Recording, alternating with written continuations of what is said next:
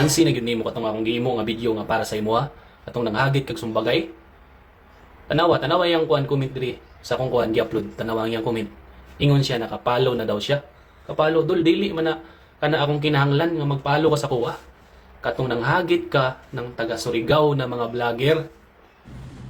Pa-shout out sa taga Surigao na mga vlogger.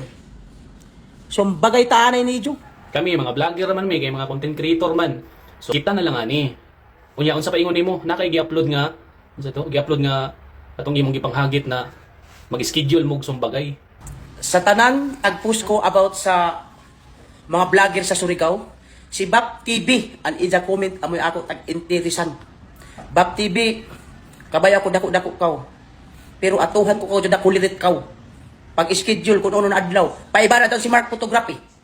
Kay basin pinkiyon ko tong mga oyo ni Jo. Inin si Nico Dingding.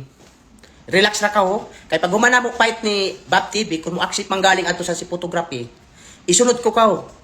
Nico Dingding ho, relax na. Apil ka lagi. Mabunog sad ka lagi. Mag-schedule ayaw pamili dol.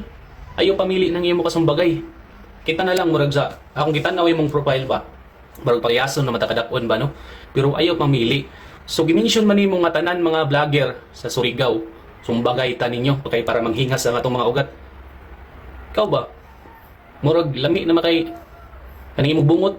Balhin ako sa imo. Balhin ako na diri sa dunggan ba? Kaning imo diri sa bungot ba? Lami kay